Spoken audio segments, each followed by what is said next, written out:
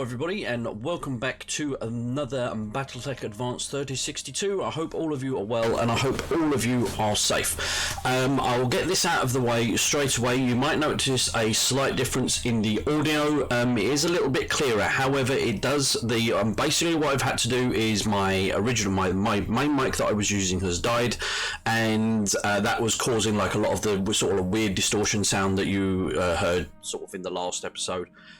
So I can only apologise for that. Now I am basically using my lapel mic, which is not really designed for this purpose.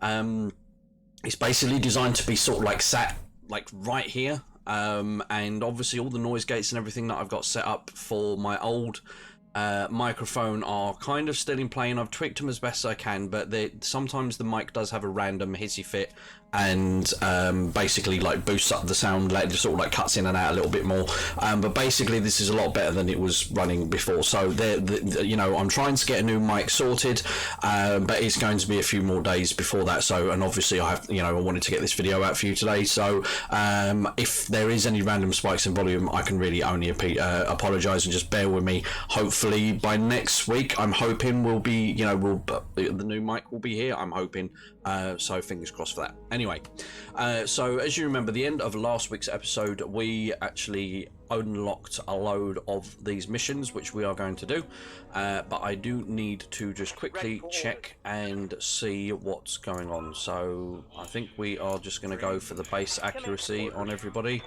for the moment, because that is what we are going to be struggling with. Don't really want indirect. Teapots can, and actually Teapot needs to move up towards that one, and Strider as well. Excuse me. So obviously Teapot's going to be our melee pilot, Adrenaline's our scout, and then we've got sort of three sort of like gunnery pilots. So I don't think anything needed repairing. No, we're all good there, and we've got no mechs to build anyway, so we may as well just jump straight into it and find ourselves something to do. So we've got a solo duel. Okay, so this is actually really interesting. So you will get these come up every now and again. Sometimes they're solo, sometimes they're duo, and these are one of the few times where I will actually say just go for the money, because usually the money is really, really good and the salvage is really, really bad. So like for this one, for example, if we went max salvage, we'd get one piece. So he may have the best mech in the world, but we're not going to get it. So there's not really much point. And especially at this stage, you know, with 169, I think we are better off going for the money. It's 812,000 credits, and I think that's probably what's going to be best. So what I need to do is grab a mad teapot, and whichever one is my sort of melee mech at this time, which is going to be the Phoenix Hawk. So we're going to do this one. Hopefully this one promotes, so we might be able to get 2 missions done today, hopefully. So we'll have to see. And yeah, so that you do have limits on the weights. So kids want me back, be right back. Okay, honestly, the amount that child eats is not even funny. So right, yes, so we are going to be doing this now. Sometimes you will have it on an open map like this, and sometimes you'll have it in a Colosseum. The Colosseum ones are pretty good because you haven't got to spend ages getting to where you need to get to. Now the reason I will show you the particular style in how I deal with these. So he's got a catapult, and so it will be interesting. I didn't quite get to see what he had, so you. We will always have the first move. No shooting, just running. Got it. And he's got, so he's LRM 20s and large laser, so he's distance. I mean, apart from the large laser and the small pulse, the majority of his firepower is the LRMs. So we want to be close anyway. I tend to prefer going for melee builds for doing this sort of thing. Purely because you just have the more especially early on anyway, you have the more consistent damage. We have got IMS, so that's protecting us from his LRMs. So the way I approach these, especially when you're running the melee, now some people would be tempted to just, once they get into melee range, is to just stay there. You'll see now what I mean in a second. So he's probably going to move a little bit now, and he's not going to do anything. So now a lot of people would be tempted to just straight up, just go melee him again. The issue you have with that is then you don't really have a lot of evasion. So his follow-up volley is obviously going to hit you when you don't want it to. So what usually is best is move as far as you possibly can to keep your evasion up, whilst still being able to target him like so. He's obviously a slow, so he shouldn't be able to get up close to us. We can still shoot him.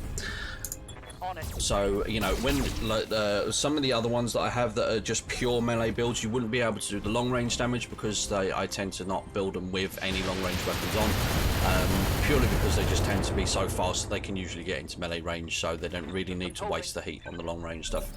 So he's now moved again. So now when we go to melee him again, we now have our evasion right back up again. So you move in, you do a punch, next turn you move away, you move back in, you do a punch, you move away. That way you're always keeping your maximum evasion. It's harder for him to hit you, it's harder for him to do any damage to you. It may take a little bit longer, and if you have a sufficiently strong mech that no matter what it does, you know, if you punch him once it's going to take half his mech off, and then if you do it again, then you can kind of sort of get around it. But especially like in this sort of if you come across these in this stage, kind of I would say this is probably one of the better ways of handling it. So we'll just move back here again, we'll just keep poking at him, doing some damage. Now he is cored on that side, so if we can get a back attack on him, that would be great, but probably not going to be able to. We'll see. And so this shouldn't take too much longer. No, it's not going to let us. So we've already damaged him from the on the left, on his right side. Okay, so that's on this side. So we'll keep it going from this and take his arm off. Now we can start working on his torso. Like I said, this may take a little bit longer, but this is the more safer route. You can obviously, you know, do it how you want. You know, we're quite easily taking it with a range. See, we didn't quite have enough evasion for that. So that was, I actually thought, I forgot we're moving through trees. Obviously, you don't get as much evasion. So we're gonna move over here again, and I really want to be able to get another shot in his back, so we're gonna shoot over here, and we may actually do him this round if we can get a precision strike and do it in his center. No, because it decided to shoot the leg and leave him with 70 health, so it actually didn't hit any of the bit that we wanted to. And we'll just keep doing this. It won't take too long. Like I said, these are obviously slightly easier if you're doing it with the two. Oh, he's actually out of melee range. No, he isn't. I had the wrong button pressed. You know, you can get ones as well that are just like, you know, there's one like you and another pilot that goes in to do it. Obviously, those are a lot easier. Again, they can be weight restricted. So a couple of them are like, I've seen 45 tons maximum weight, some are like 65 tons maximum weight, or it all really depends. But there we go, that's done. Also, the beauty of this one, if you haven't done it already, is you actually get the achievement for completing a mission with only one mech, which in any other scenario is actually quite difficult, but with this one, obviously, it doesn't. So as you can see, we wouldn't have really got much. Even if we'd have taken the one salvage, at best we would have had 2 catapult parts.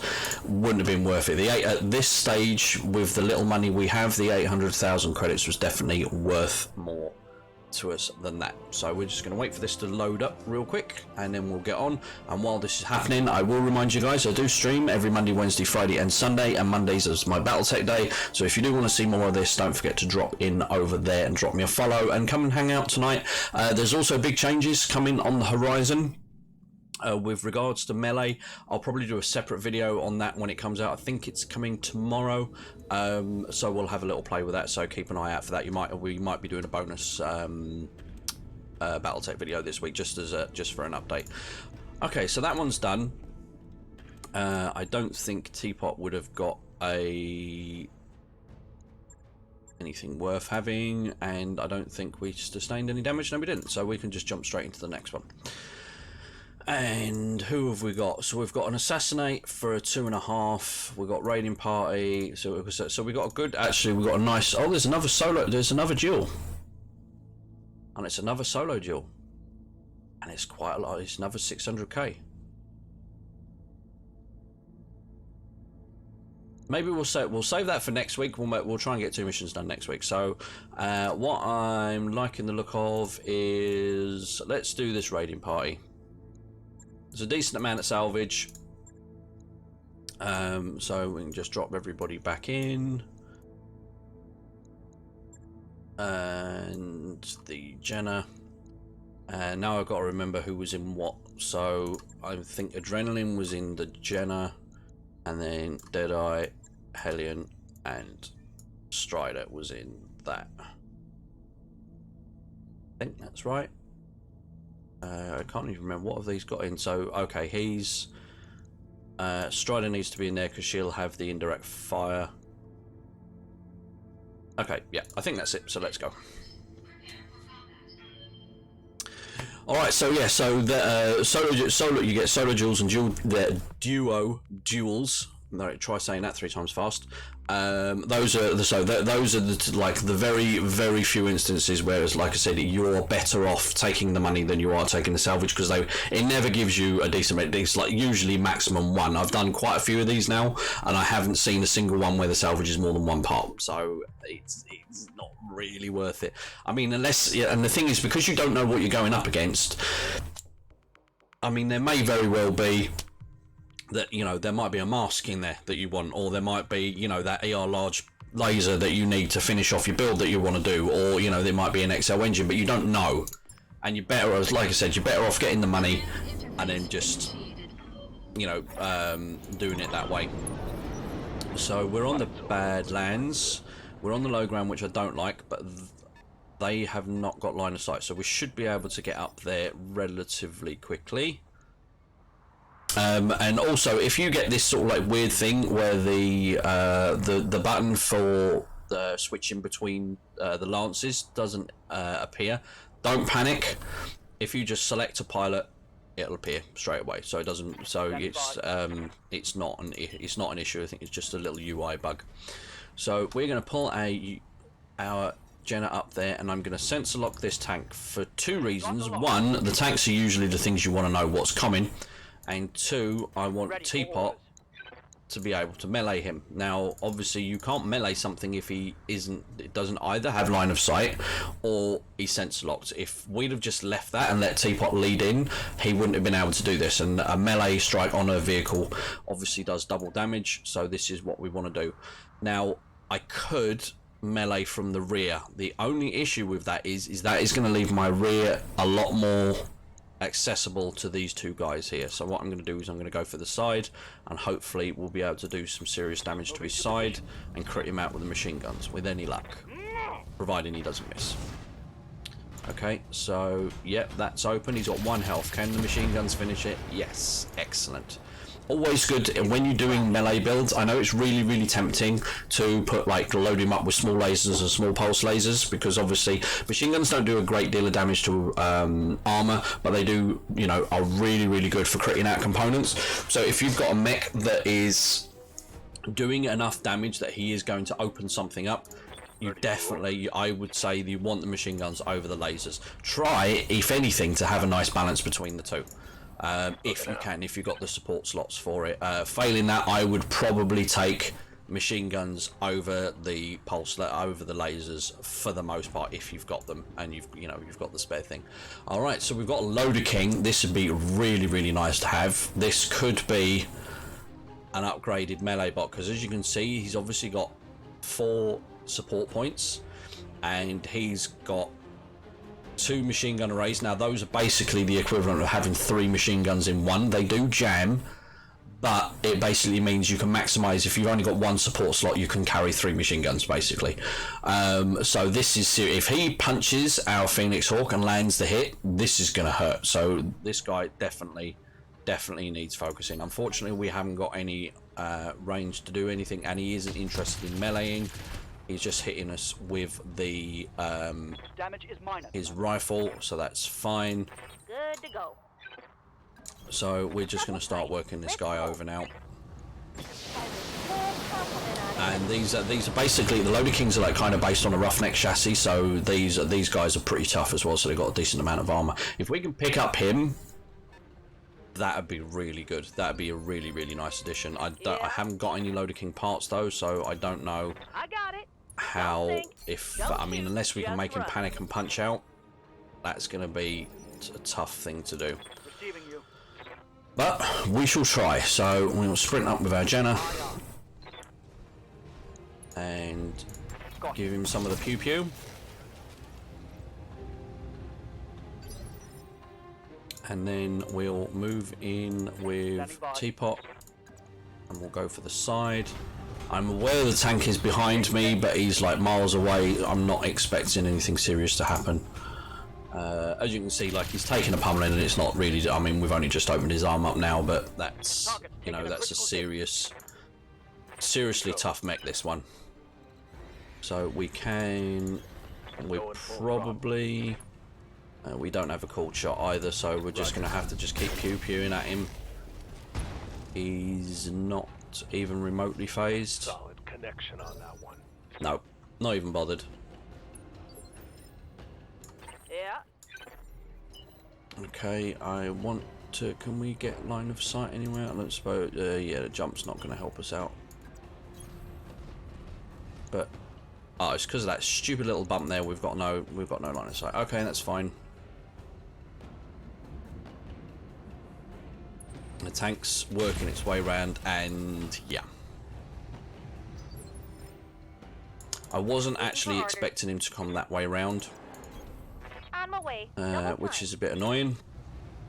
I know it's only 13%, but damage is damage at this point.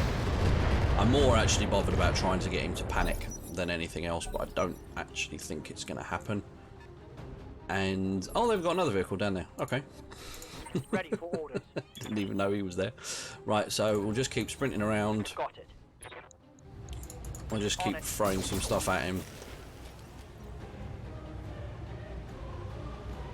He's still not even remotely phased. So right, Teapot, we have to be really careful with our back armor now. So I don't think that he's going to be able to hit us from down there. And if I'd exposed the other side, I would definitely have been. He would have definitely shot me in the back, and I didn't really fancy losing my Phoenix Hawk. So did I not? Oh no, it did. Okay, fine. Yep. Okay, so we'll get the Clint up here. Confirmed. Some nice height modifiers. And so again, guys, if you want to see sort of like what sort of things are affecting your weapon hit chances, you only have to hover over the weapon, and you can see right there. So we've got the gun. It gives you like your gunnery skill. You've got a height. You've got weapon accuracy, which are all adding to your chance to hit. And then you've got stuff like your range, how much you've sprinted, how much you've moved, how much the target's moved, and various others. So if you ever sort of like, oh, why is my hit shot? Why is my sort of hit chances always so garbage? Just hover over the weapon, and it will tell you all the information that you need to know of what's actually, you know, messing around with your aim. Now we have got a precision strike, so I am going to use it. It's highly unlikely, but if I can poke him in the head, it might get him to panic a little bit. But no, we destroyed the engine instead. Enemy down. Oh well, one part down. A couple more to go. Okay, so Hellion isn't really doing a lot this round. She's struggling. It's not. Yeah, Hellion's struggling because, you know, a little bit on the slow side, but we've just got to go and find that other vehicle now, which was down there somewhere. Hopefully he'll crop up in a minute. There he is. So now we need to go and find him. On it. I think he should be in sensor range, so at least we can sensor lock him and find out what he is. Sensors locked on. My kids are laughing their head off right now. They've obviously found something funny. So he's got an AC5. Okay. Standing by. If I can get a shot, yes I can. Copy. If I can shoot on the way, I will. Firing. I'd have preferred the large pulse to hit, but, you know, I'll take what I can get, I suppose. And we'll start bringing the Jenner over. Full speed. Sorry, the Clint. He needs to cool down anyway. Strider. No shooting. My kids are Just going run crazy. it. If it's coming through the mic, I'm really sorry. There's not a lot I can do. I've got a fire door and the garage, and they're actually screaming so loud it's getting through that. So there's not a lot I can do about it. I'm sorry. I think I hit something And he's good. done. Oh, there we are. Mission over. Sorted. Mission successful. Okay, well, we are definitely going to take that Loader King part. If we've got the ability to take a machine gun array, I might take it. That might be a better choice to have. So we're going to definitely take that. I think... Yeah, I think we're going to take the 2 machine gun arrays. Do I have any PPCs? I've got 1. Just seeing if there's anything else. No, we'll take the machine gun arrays. They're actually relatively rare. You don't come across them very often. So if you can, and if you do have the space to pick them up, you know, probably be a good idea too. I'm a big fan of stockpiling. I'm a hoarder by nature, so I love, you know, I really don't like going through and selling stuff in my inventory to make the money, because I just like to keep everything. I like, especially when I'm playing Mech Barbie.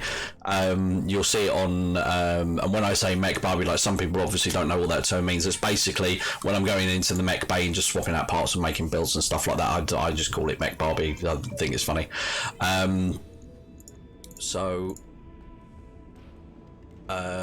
What was I saying? Yeah, so I like to like hoard bits.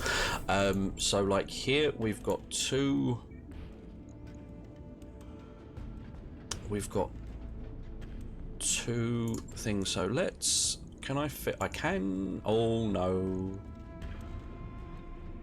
I'll tell you what. Let's drop those. How much is a machine gun array? 1.5. Excellent. So we've actually. The medium lasers, you know, we've lost a little bit of long range. I'm not overly bothered about that, but we have just massively increased our melee firepower as well. Now, again, bear in mind these do jam, so it's not as consistent, and I don't and it's I